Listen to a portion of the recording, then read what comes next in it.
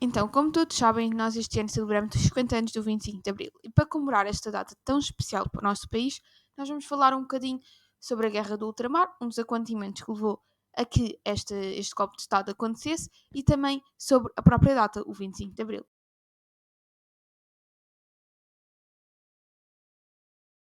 Após a Segunda Guerra Mundial, houve uma grande tensão entre os países colonizadores e os colonizados, começando a haver por todo o mundo um movimento de descolonização e procura pela independência por parte das nações colonizadas. Os países sob o domínio colonial português também começaram a exigir a sua independência e a resistir ao controle colonial, mas Salazar recusou-se a dar independência às suas colónias, uma vez que estas tinham interesses económicos e estratégicos envolvidos, como a exploração de recursos naturais, entre outros. Tanto que, em 1951, houve a revogação do ato colonial, ou seja, Portugal deixa de ter colónias e passa a ter províncias ultramarinas. Com estas modificações, Salazar esperava resistir à dinâmica histórica das descolonizações e manter intacto os seus territórios ultramarinos. Mas as províncias ultramarinas, mesmo com o ato colonial e mesmo com os impulsos económicos feitos por Salazar nas colónias, queria, queria a sua independência e a recusa de Salazar de dar independência às mesmas leva ao desencadear de uma guerra que duraria 13 anos, a Guerra do Ultramar.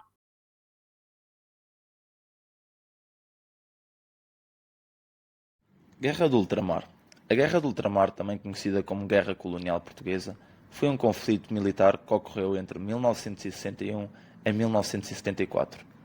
A Guerra Colonial Portuguesa levou a um conjunto de conflitos travados entre Portugal e as suas colónias, em especial em Angola, na Guiné-Bissau e em Moçambique.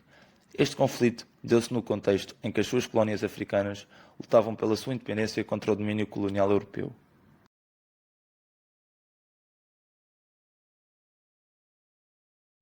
Angola. Três acontecimentos levaram ao desencadear da guerra em Angola. O primeiro foi o protesto dos agricultores contra a exploração a que estavam sujeitos. O segundo foi quando os militantes do Movimento Popular para a Libertação de Angola, MPLA, atacam as prisões de Luanda. E o terceiro acontecimento foi quando a União das Populações de Angola, a UPA, lança uma série de ataques mortíferos em zonas isoladas e desprotegidas do norte da colónia, tentando erradicar a população branca. Após estes três acontecimentos, Angola e Portugal entram em guerra, mas esta guerra é só iniciada oficialmente passados um mês dos ataques, quando o governo português faz um envio massivo de tropas, desfazendo o mito de harmonia social que existia entre Portugal e Angola. Em Angola, a guerra terminou oficialmente no dia 11 de novembro de 1975, alcançando a sua independência de Portugal.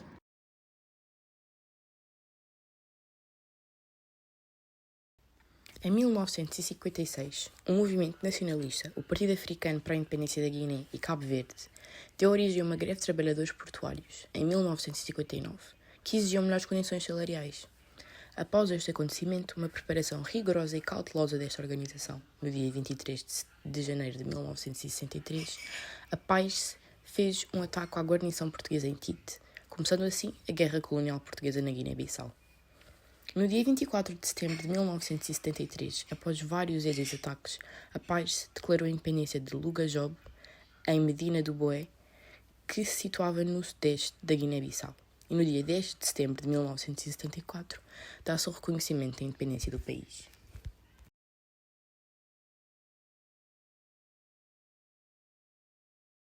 Descontentes com a administração estrangeira, uma organização do movimento nacionalista moçambicano, Frente de Libertação de Moçambique, e com o apoio da União Soviética, China e Cuba, por meio do fornecimento de armamento e de instrutores, levaram no dia 25 de setembro de 1964 ao início da guerra com as Forças Armadas Portuguesas, com ataque ao posto administrativo de Chai, em Cabo Delgado, obtendo a sua independência no dia 25 de junho de 1975.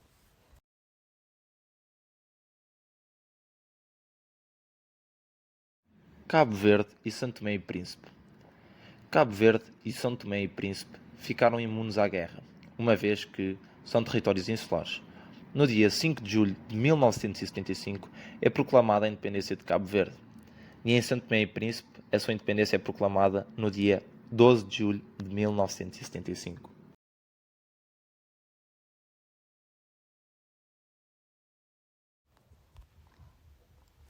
Em Timor-Leste, no dia 28 de novembro de 1975, é declarada a sua independência, mas logo em dezembro foi invadido pela Indonésia.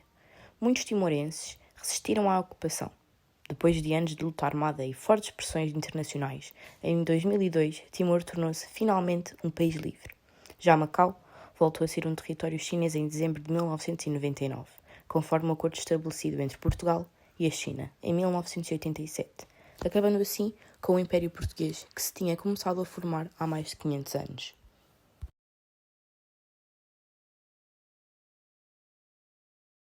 Com a morte de Salazar, Marcelo Caetano deu continuidade às políticas de Salazar. Manteve a guerra colonial, a polícia política, que na altura de Salazar era a PIDE e agora, na altura de Marcelo Caetano, era a Direção-Geral da Segurança, a DGS, além também de ter continuado com a perseguição aos opositores políticos. Os preços de vários produtos aumentaram, o que contribuiu também para que as famílias vivessem com maior dificuldade e também fez com que muitos portugueses emigrassem para o estrangeiro. Assim, em 1974, o movimento das Forças Armadas, o MFA, constituído por um grupo de militares, decidiu pôr fim à ditadura através de um golpe militar planeado secretamente durante meses. No dia 25 de abril de 1974, à meia-noite e 20, a canção Grândola Vila Morena é transmitida na rádio. É a confirmação de que os militares podem avançar. 1 da manhã, início das movimentações militares. 3 da manhã, são ocupados os estúdios da RTP, da Emissora Nacional e da Rádio Clube Português. Ao 12h30, os militares, comandados pelo capitão Salgueiro Maia, cercam o quartel da GNR no Largo do Carmo, onde estava o Marcelo Caetano. Ao fim da tarde, Marcelo Caetano rende-se. Pouco mais de 12 horas, põe-se fim ao regime ditatorial do Estado Novo e inicia-se a implementação de um regime democrático.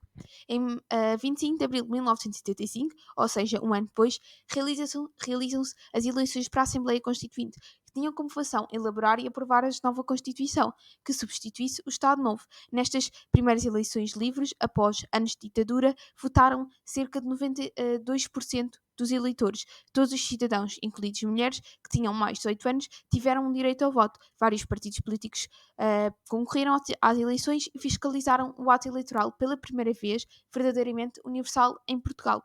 A nova Constituição, aprovada pela maioria dos deputados, entrou em vigor a 25 de abril de 1976. Esta Constituição garantia a separação dos poderes e os direitos e liberdades fundamentais dos portugueses, como liberdade de expressão, direito à saúde, à educação, trabalho e ao voto. Finalmente, passados anos, Portugal passou a ter uma democracia.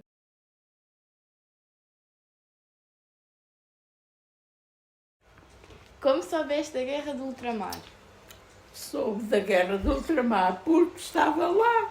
Fui para lá E sabias que estava e sabia que havia guerra. Ok. Como era a vida em Moçambique durante a guerra?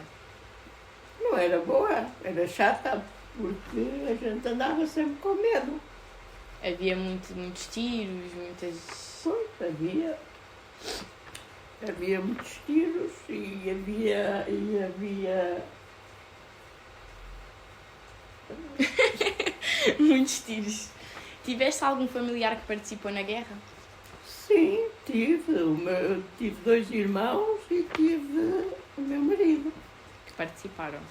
E como é que foi viver, durante a guerra? Foi chato? É merecido, foi chato, porque era guerra. E a gente era muitas bichas para arranjar as coisas. Havia falta de alimentos? Havia falta de alimentos, tínhamos que ir para a bicha do pão, tínhamos que ir para arranjar alguma coisa para fazer comida. Como soubeste da notícia do fim da guerra e, consequentemente, que o 25 de Abril tinha acontecido? O fim da guerra nunca houve fim, que ainda anda lá a guerra. Verdade. Ainda ia lá a guerra. E como é que soubeste da notícia? Olha, pela rádio e pela coisa. Pela rádio. Como te sentiste quando a guerra acabou? Acabou ainda. Não, mas quando a guerra realmente do ultramar, se deu como acabada, ou seja, a independência das colónias... Depois vim para aqui. Já não estava a ser boa a vida lá. Pois já não. Como foi voltar para Portugal depois do 25 de Abril? Foi bom. Foi bom? Fui repatriada. Fui repatriada para Portugal. É Olha, verdade. mas vocês saíram de lá, perderam tudo, não foi? Perdi tudo, pois, com certeza. Tiveram que recomeçar tudo cá. O avô tinha escola, condução, perdi tudo. Tinha casa, a vossa casa, as motas. A casa, pois, perdemos tudo. Tinha Ficou lá motas, tinha tudo. carros, tudo. Vocês realmente vieram para Nem cá sem nada. Vim repatriada. Preferias viver em Moçambique ou preferes agora viver em Portugal? Portugal, porque o Portugal já sei que Que é mais seguro. é seguro. Está bem.